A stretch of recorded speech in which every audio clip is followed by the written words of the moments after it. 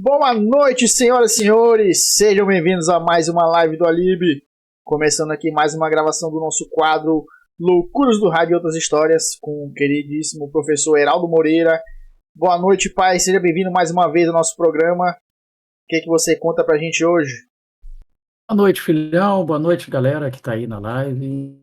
Eu prometi, né, que hoje eu ia trazer uma história de um programa de rádio que foi ao ar aqui em 30 de outubro de 1971.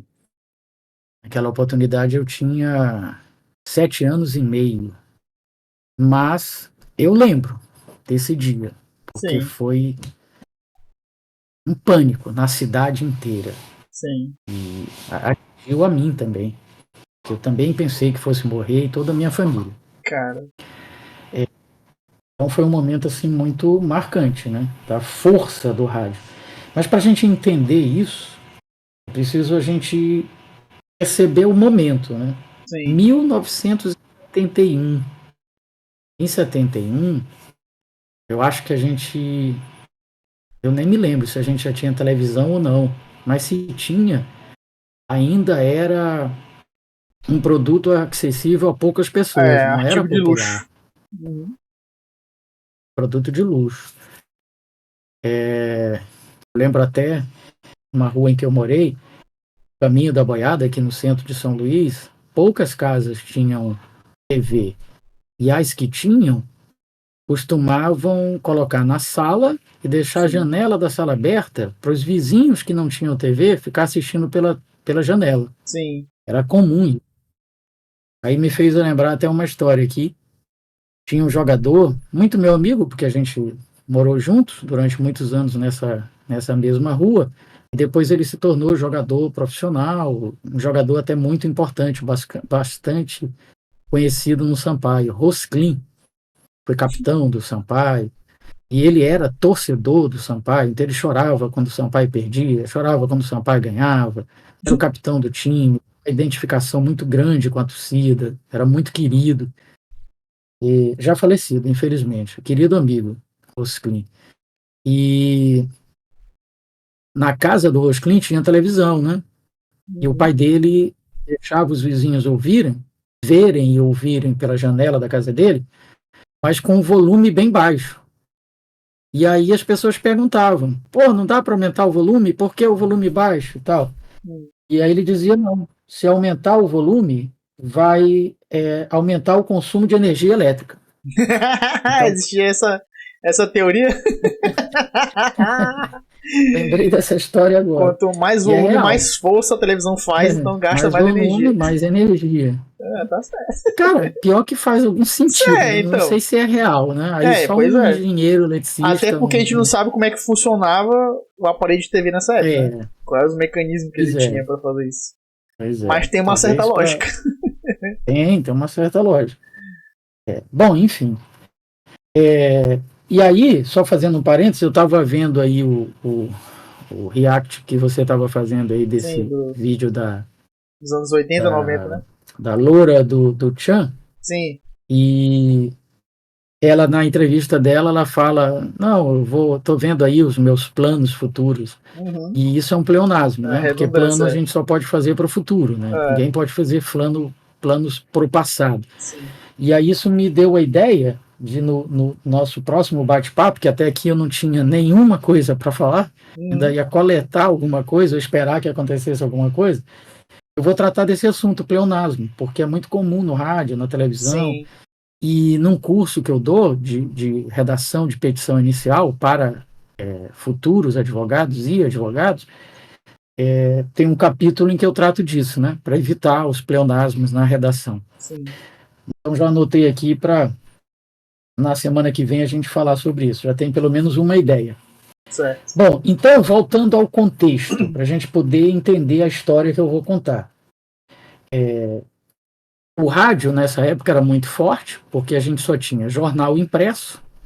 O jornal impresso, ele tinha um delay de pelo menos 24 horas, né? Sim. Porque aquilo que acontecia hoje era redigido, era diagramado, era impresso e circulava na madrugada do dia seguinte. Então tinha um delay de pelo menos 24 horas. Sim. A televisão, a gente já disse, era um produto que, se já existia, eu não me lembro, confesso que não lembro se já existia, não era popular, então poucas pessoas tinham acesso a essa mídia.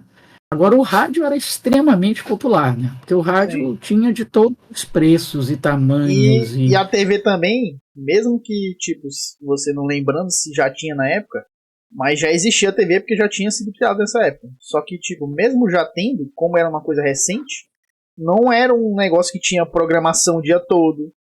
Não deveria ter jornal o dia todo, igual tem hoje em dia. Sim, então era uma outra realidade também, né? O rádio, como já era mais uma coisa comum, né? Tocava o dia todo, então tinha programa o tempo todo, né? E o rádio era 24 horas, o rádio a gente dizia era o seu melhor amigo, o seu melhor companheiro, porque ele vai com você a todos os lugares, e de fato, eu, por exemplo, que sempre fui um apaixonado pelo rádio, eu tinha rádio em todos os cômodos, na sala, no quarto, no banheiro, em todos os cômodos tinha um rádio, e quase inclusive, o tempo todo ligado. Agora que tu falou isso aí, tinha rádio no banheiro. Esses dias... Tu tens um, né? Então, esses dias o pessoal tava conversando sobre isso, que a Ituane foi me alfinetar pra mamãe falando, não, porque Vitor tem um rádio velho no banheiro que ele ouve até hoje, isso aqui. E aí, tipo, pra mim é um negócio que eu acho super normal até hoje. Só que aí mamãe foi e falou que eu peguei essa mania do senhor, sendo que eu não tenho essa memória. Mas eu não tenho essa memória de te ver com um rádio no banheiro, entendeu? Mas é porque quando eu tava no banheiro com o rádio, tu não tava, né, pô? Não, mas é porque hoje em dia eu sei que no banheiro tu fica no celular. Então, tipo, eu sei o que tu usa no banheiro. Sim. Mas eu não tenho essa memória de dizer, não, papai tá ouvindo música no banheiro, no rádio. Ou tu usava... mas agora eu lembrei. Tu sempre teve o rádio mesmo, só que era o teu radinho, igual esse radinho que tu usa até hoje, que é radinho pra ouvir AM. Tu ficava ouvindo o programa AM. Era isso, né? Sim. Isso. Ah, tá. Eu só adaptei pro meu gosto, que é ouvir música. Fazendo a barba. Sim, eu lembro disso mesmo, realmente. Agora que veio. Pois é. E também adaptei. Tu deve ter visto isso desde criança, e quer queira ou não, tu lembre ou não, mas acaba virando uma referência, né? Porque a gente educa muito os filhos pelo exemplo, né? Sim. Então aquilo que o filho eu só transformei, porque eu não gostava de AM, aí eu ouvia a música, só isso que eu fiz. Só adaptei. Enfim. Bom, mas a importância do rádio era muito grande, porque de fato ele era o único veículo que estava presente ali com você o tempo inteiro. E as pessoas acreditavam em tudo que o rádio dizia, né? Eu lembro que já na época do meu, assim, eu já mais adolescente, adulto, a televisão começa a ter uma importância. E o meu pai tinha uma frase que era muito comum, que se alguém dizia alguma coisa do tipo, tu viu aquela notícia assim, assado? Ele, não, cara, eu acredito que isso não seja verdade, porque não deu no Jornal Nacional. Então era mais ou menos essa referência. Se não aparecia no Jornal Nacional, não era verdade. Então, nessa época aí, anos 70, se não desse no rádio, não era verdade. Sim. É como hoje, né? As fake news que circulam no WhatsApp, por exemplo. Sim. Se você vê que a origem não é de um portal de informações sério, confiável, responsável, você já desconfia, né? Isso aí não deve ser verdade, né? É uma fonte que não tem credibilidade. Então era mais ou menos isso. E o rádio era tão importante, e aí eu quero, antes de contar a história que eu vou contar hoje, contar esse fato curioso que aconteceu também, que era o seguinte, resultado do vestibular, a gente só tinha aqui uma universidade pública, a Universidade Federal do Maranhão, nem tinha universidade privada. Então, para você e nem a estadual também não tinha ainda, né? A estadual vem bem depois, eu não me lembro quando, mas vem bem depois. Então, assim, você só tinha uma possibilidade de fazer um curso superior, que era entrar na UFMA. Então o vestibular era extremamente disputado. Sim. Tanto que tinha aquele hábito de cortar o cabelo, né, de fazer festa, de pintar o calouro todo durante a festa, porque era uma conquista, né, era um ritual de passagem mesmo, era coisa meio de idade média, assim, né? O significado daquilo, né? A passagem de uma fase para outra fase, para outra etapa da vida e tal. Sim. Infelizmente hoje, abrindo aí um parênteses, eu estava conversando com o professor Paulo Pellegrini, meu querido amigo, coordenador geral da Rádio Universidade FM, e ele estava me dizendo alguma coisa que eu já tinha lido a respeito e ele estava me confirmando que estão sobrando vagas nas universidades, inclusive públicas. Ontem mesmo eu li a matéria que tem uma menina aí numa universidade pública que ela é a única aluna do curso na turma. Acho que ela tem aula particular. Caralho. É só ela, sozinha. E o dia que ela não vai, não quer ir, não está afim, está doente, ela avisa os professores: ó, nem vão dar aula hoje porque eu não vou aparecer. Então, e aí o que o professor Paulo estava me dizendo? Que os jovens de hoje, eles não se interessam mais em fazer curso superior, porque eles entendem que não é necessário para ter uma carreira, em função desse boom aí de tiktokers, de youtubers, e esse pessoal todo ganhando muito dinheiro desde criança, né? Fazendo sucesso e ganhando muito dinheiro e tal, e ganhando evidência. Isso aí que tu falou agora casou com um vídeo que eu reagi semana passada e eu já até postei nas redes sociais. Que é eu reagindo a trechos de coaches mirins. Que é um bagulho que virou febre também. Existe. É uns moleque de 14, 15 anos querendo ensinar para os outros justamente isso, que não precisa estudar, precisa ir pra faculdade, é só investir. É ter dinheiro, saber investir, não sei o que, blá blá blá. Pensa um negócio que me tirou do sério foi ver esses moleques falando essas merdas. Então, e aí a gente imagina assim, né? Qual o futuro, né? Da ciência, da civilização, dessas pessoas vazias de conhecimento, né?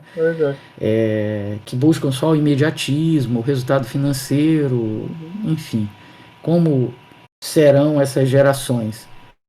Bom, mas aí o vestibular era extremamente importante e era muito difícil, era muito duro de passar, tinha que ralar muito, era uma vitória, era uma conquista.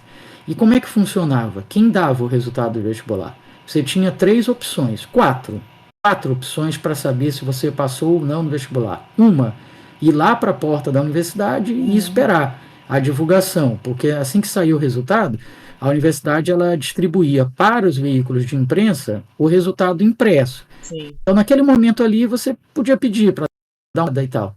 Não, eles também colavam, né? Não tinha esse negócio. Eles distribuíam, mas eles colavam uma cópia na porta. Isso. Que as pessoas podiam ir lá olhar. Na porta, na recepção. Então, já era uma forma de você olhar ali, na própria universidade. Isso. 2, era você esperar o jornal do dia seguinte, porque só ia sair impresso no dia seguinte. Que ninguém fazia isso, porque estava todo mundo extremamente ansioso. Sim. Guardava o jornal como recordação e tal, mas não esperava o jornal. 3, ir para a porta de uma rádio, porque quando a rádio recebia o resultado, ela sempre recebia em 2 vias. Uma para colocar também na portaria, que era para pulverizar um pouco o resultado e não concentrar todo mundo só lá na universidade, para evitar tumulto e tal. E a outra possibilidade, que era a mais utilizada, era ouvir o seu nome no rádio. A mais cômoda também, né? Porque tu tá em qualquer lugar. E mais cômoda, porque você não precisava ir para lugar nenhum e tal. E eu era um dos caras que lia a relação. Geralmente a gente ia no carro da emissora até a universidade, pegava o resultado, voltava para o estúdio da rádio e entrava no ar imediatamente. Podia ser o programa que estivesse no ar, cortava o programa e entrava. Resultado do vestibular.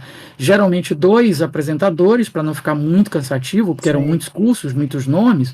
Então, direito matutino, aí um lia o nome, Vitor.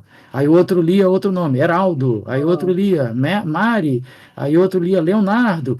E assim, alternando, né? E o cara em casa ouvindo. E aí aconteciam algumas histórias muito engraçadas. E uma dessas histórias foi... chegou o resultado, a gente estava colando lá na portaria da rádio, enquanto estava preparando para entrar no ar para divulgar. E tinha uma galera já esperando. Aí tava um senhor com a filha dele, com a mulher, a família, né? E aí procuraram o nome da filha lá, estavam procurando e tal. Aí chega um rapaz e vai procurar. E pelo visto era o mesmo curso, porque ele vai para a mesma página, né? Aí ele olha lá, procura o nome dele, procura de novo, não acha, aí fala, caralho, não passei nessa porra. E aí o senhor diz assim, ô rapaz, respeite, eu estou aqui com minha família, minha esposa, meus filhos, e você fala um palavrão. Nós estamos falando de 1980 aí já. 80 mas, já tá. Sim, mas ainda... porque era a minha época, né, Sim. de rádio. Eu começo em agosto de 80. Então 81, 82, por aí. Já não era, ainda não era tão comum usar palavrões, ainda mais em público, ainda mais na frente de senhor, senhora, Sim. filhos e tal. Mas o rapaz, decepcionado, né, por não ter sido aprovado, mandou essa. E aí o senhor reclamou, tá, você falou caralho na frente da minha família e tal. O cara já estava puto, né? A gente assim, o senhor não gostou de eu dizer caralho? Então é caralho, caralho, caralho. E saiu, né? E aí todo mundo que estava lá achou muito engraçado, né? Mas foi uma situação interessante. Bom, mas isso tudo para mostrar como o rádio era forte, era importante, tinha credibilidade. E aí, o que aconteceu? Em 30 de outubro de 1938, um ambicioso diretor de rádio-teatro, eu estou lendo aqui um dos textos que estão disponíveis na internet sobre esse fenômeno, tá? Sim. De apenas 23 anos de idade, colocou os Estados Unidos em polvorosa, interpretando a invasão da Terra pelos marcianos, através de uma rede nacional de rádio. Foi uma adaptação para os microfones do clássico de ficção científica A Guerra dos Mundos, do escritor inglês George Wells, publicado originalmente como folhetim de jornal em Londres, no final do século XIX. Em 30 de outubro de 1971, por motivações semelhantes à de Orson Welles, sua experiência foi recriada na radiodifusora de São Luís do Maranhão. Mentira. Desta vez, a emissão foi local e suas consequências também, mas mantidas as proporções, a ousadia, a criatividade e o rebuliço causado por elas foram igualmente fantásticos. Então, reparo, no dia 30 de outubro de 71, aquela experiência que já havia acontecido nos Estados Unidos, nacionalmente, também pelo rádio, em 1938, foi repetida aqui em São Luís. Mas aí tu pergunta, e por que 30 de outubro de 71? É uma mera coincidência, já que a dos Estados Unidos foi 30 de outubro de 38? Não, porque no dia 30 de outubro de 71 se comemorava aniversário da radiodifusora. Foi a forma que um diretor da rádio encontrou para homenagear os ouvintes, né, a própria rádio, com o aniversário da rádio com esse evento. Né? Puta Só que detalhe, o tiro saiu pela culatra. Né? Óbvio. Porque assim, até porque ele não foi, em nenhum momento, ele avisou aos ouvintes que aquilo era uma brincadeira, uma obra de ficção, era uma pegadinha, era uma ficção.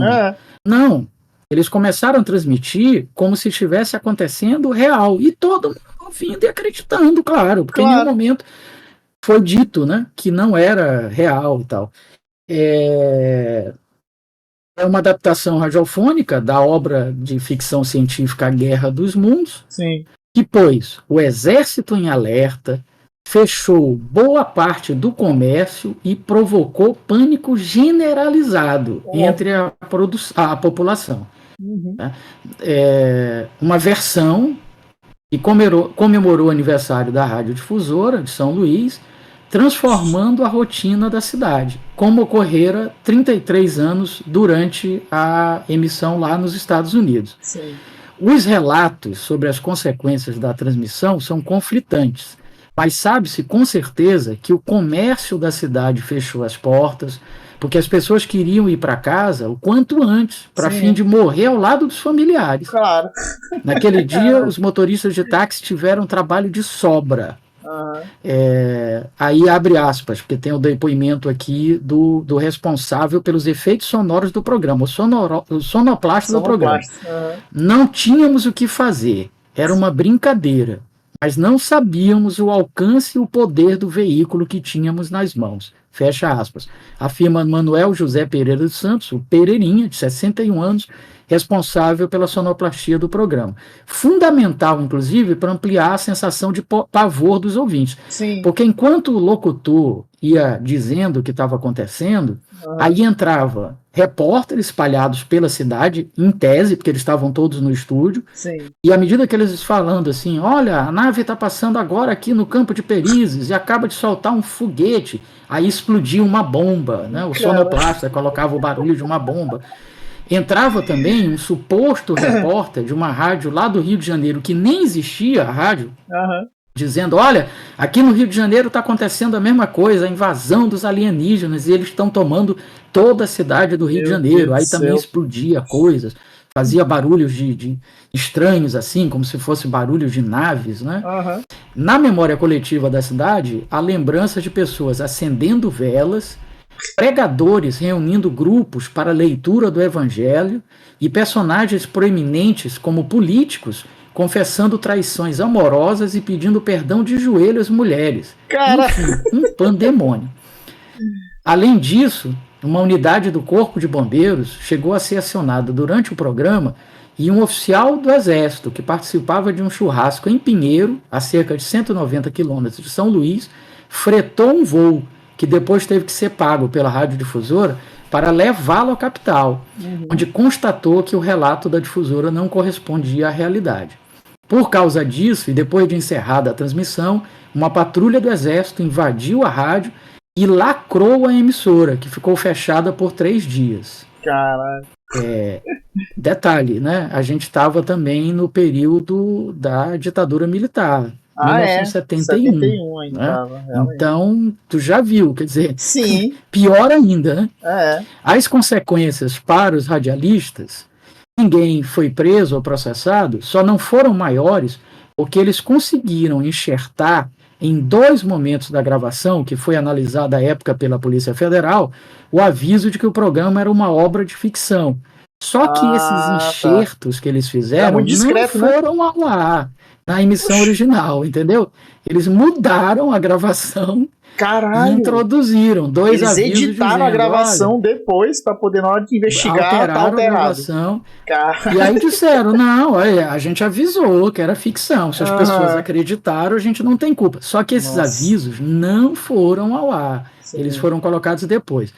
Aí abre aspas aqui, novamente o sonoplasta, o Pereirinha, dizendo, quando a ficha caiu, eu acho que as pessoas ficaram com muita vergonha de terem sido enganadas. Isso ajudou também a esfriar o assunto, deixar que elas praticamente esquecessem por 4 décadas.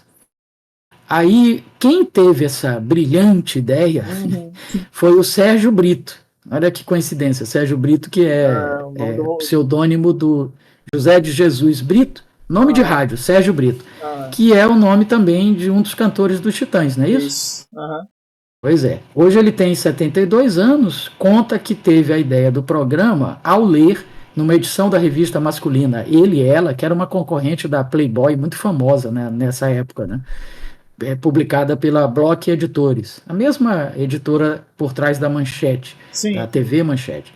A sinopse da radionovela com a qual Orson Welles eletrizou e apavorou audiências em 1938 pela rádio CBS dos Estados Unidos. O primeiro passo foi a adaptação do roteiro para o Maranhão. Na versão de Welles, os fatos se passam apenas nos Estados Unidos. Sim. Aí o Brito, abre aspas, acrescentei uma série de coisas que não constam nem no livro, nem no programa. Como, por exemplo, a visita de um cientista ao Maranhão e o pouso de um estranho objeto no campo de Perizes. Até hoje a única saída terrestre da ilha de São Luís. Sim. Por que ele introduziu isso no roteiro? Ele explica. Eu tinha medo de uma fuga em massa acontecer. Então eu coloquei estrategicamente uma nave espacial ali. Cara! Ai, meu Deus do céu, só piora. Bom, como eu disse, era a época da censura, não é? Sim. Então tudo, música, poesia, programa. Qualquer Isso é um detalhe importante, viu, filho? Qualquer programa, nenhum programa era ao ar. Sim, qualquer coisa de arte, né? Qualquer era coisa ao vivo, artística. Desculpa. Nenhum programa de rádio era ao vivo. O programa era gravado, enviado para a censura, e se a censura aprovasse, ele ia ao ar no dia seguinte. Então, esse programa, ele foi transmitido ao vivo, né? Foi pro ar, mas ele não era ao vivo, ele tinha sido gravado no dia anterior, com toda a sonoplastia, eles tinham editado, estava muito bem feito. Talvez se fosse ao vivo mesmo, não tivesse ficado tão bem feito, né? Sim. E aí vem esse detalhe. Apesar do roteiro ter sido aprovado pelo Departamento de Censura da Polícia Federal, Brito diz que estava debruçado sobre ele horas depois da liberação da polícia. Abre aspas, aprovaram um negócio qualquer lá, sem ter muita noção do que se tratava. Fecha aspas. Dissociado dos efeitos sonoros, o programa também perdia muito de seu impacto. Então, a versão que eles mandaram para a Polícia Federal foi só do texto, sem os efeitos. Com o efeito, claro, tu sabe que a música, os efeitos, dão toda uma dinâmica diferente, uma plástica diferente para qualquer coisa, né? Na época, a radiodifusora já possuía uma emissora de TV, então já tinha TV. Mas nos primórdios, aquilo que tu falaste ainda agora, ela ficava no ar apenas algumas horas por dia. Era assim que funcionava. Sempre entre a tarde e a noite, normalmente a partir das 14 horas. Por isso que decidimos que a Guerra dos Mundos precisava ao ar pela manhã, de qualquer jeito, diz Brito. Por quê? Porque ainda de manhã as pessoas estavam concentradas só no rádio. E não estariam vendo a TV, e a TV não mostrando nada daquilo sugeria uma certa desconfiança, né? Sim. Então, a Guerra dos Mundos foi ao ar sem nenhum tipo de ensaio. Os participantes, entre eles o locutor Raiol Filho, trabalhei com ele na Rádio Timbira na primeira vez que eu passei por lá, que comandava um programa de grande audiência, o São Luís Hit Parade, programa musical bastante popular na época. Foram recebendo os textos na medida em que iam lendo na gravação. Ao mesmo tempo, efeitos sonoros que simulavam interferências e transmissões em ondas curtas. Além disso, a difusora chegou a entrar em cadeia com uma fictícia rádio repórter do Rio, que dava informações mais atualizadas dos estranhos fenômenos espaciais que antecederam a invasão marciana relatada na ficção, e garantiu o ar dramático à representação. Diferentemente da versão de Welles, o programa maranhense foi ao ar transmitido em flashes durante 2 programas musicais de bastante sucesso na radiodifusora de São Luís, entre 7h30 da manhã e 12h30. A gravação, agora recuperada, isso é muito legal, porque depois eu vou dar o endereço, onde você pode ouvir o programa, tu pode fazer de repente até um react aí, porque é muito legal isso aqui. Filho. Legal. A gravação agora recuperada, porém, começa 1h30 depois, porque o sonoplasta se atrasou naquele dia. Toda a programação das emissoras de rádio e TV do país tinha que ser gravada obrigatoriamente por determinação da censura federal, eram os tempos da ditadura militar. O que fica desse episódio, antes de mais nada, é a saudade dos meus 21 anos, brinca Pereirinha. Assim como ele, outros personagens da histórica transmissão acham que um novo mal-entendido, por causa da obra do Wells, não seria possível hoje, era da internet. Claro. Aí, abre aspas, o Brito falando, hoje daqui da minha casa, aperto uma tecla no meu computador e consigo checar uma informação. Em 1971 isso era praticamente impossível. Ainda tem esse detalhe, né? Só tinha rádio, jornal, TV muito pouco, mas não tinha internet. Sim. Né? E é isso. Eu sei, filho, que meus 7 anos, foi extremamente assustador isso, sabe? Eu lembro que a gente começou a ouvir no rádio e as pessoas começaram a comentar, vizinhos e parentes, e o telefone fixo não parava de tocar, e eu preocupado, porque meu pai trabalhando, eu estava em casa com minha mãe, mas meu pai estava trabalhando, e aí eu não tinha pedia ido para ele voltar logo para casa. Tu não tinha ido pra escola nesse dia? Que foi de manhã, né? Não, eu acho que eu estudava à tarde. Ah, Eu estudava à tarde, foi de manhã.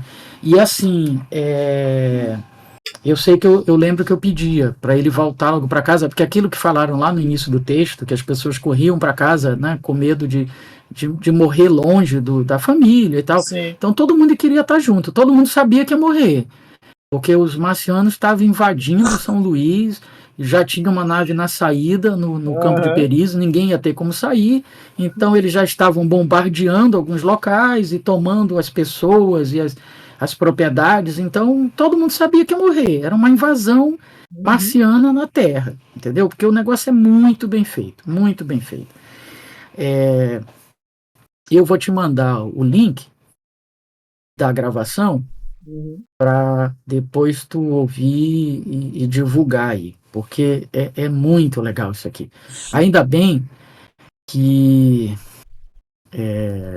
nós temos aqui no Maranhão o, o Museu Audiovisual do Maranhão.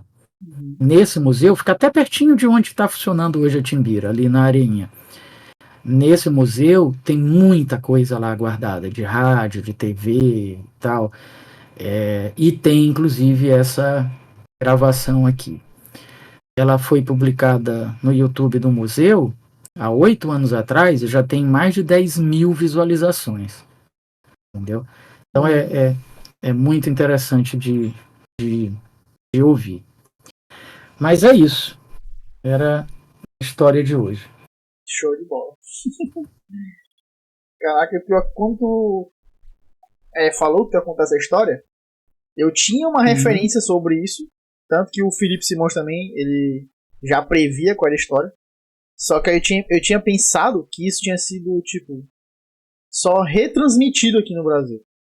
O que rolou lá nos Estados Unidos tinha sido retransmitido aqui e foi levado a sério. Mas não, foi um negócio que aconteceu não sei quantos anos depois e que foi só em São Luís. Ou seja, São Luís que teve esse privilégio, entre aspas, de passar por isso.